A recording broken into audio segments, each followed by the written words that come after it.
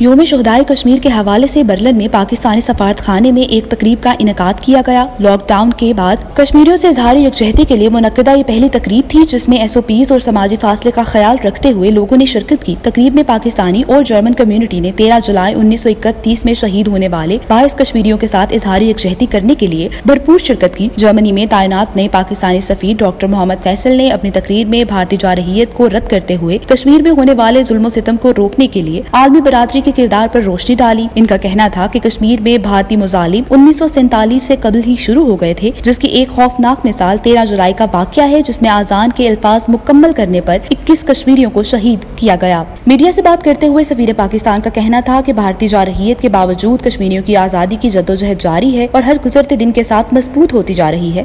ہم آج یہاں پہ یوم شہدائے جموں اور کشمیر کے سلسلے میں اکٹھے ہوئے ہیں۔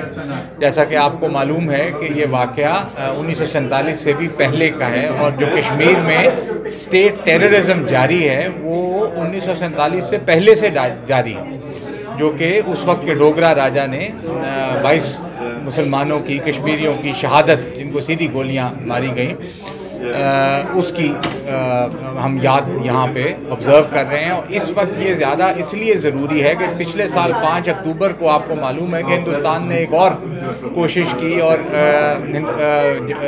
مقبوضہ جموں کشمیر کا سٹیٹس چینج کرنے کی کوشش کی، اور اب وہ اس میں ڈیموگرافک چینج لانا چاہ رہے ہیں، لوگوں کو ڈومیسائل دے رہے ہیں، نئی کالونیاں بنانا چاہ رہے ہیں۔ یہ تمام چیزیں نہ صرف اقوام متحدہ کی سلامتی کونسل کی قراردادوں کی وائلیشن ہے، بلکہ یہ شملہ معاہدے کی بھی وائلیشن ہے۔ یہ کمپلیٹ وائلیشن ہے جو وہ کر رہے ہیں۔ ایک ریپریشن وہاں پہ جاری ہے، عورتوں کے ساتھ زیادتی، ریپ ہو رہا ہے، search and کارڈر so called operations کرنے کی کوشش کی جا رہی ہے، لوگوں پہ انفورس ڈس اپیرنسز ہو رہی ہیں، لیکن کشمیریوں کی جدوجہد اس کے باوجود جاری ہے اور مضبوط ہو رہی ہے ہر پاسنگ ڈے۔ ہم اس کو ہر جگہ پہ اٹھاتے رہتے ہیں اور اٹھاتے رہیں گے۔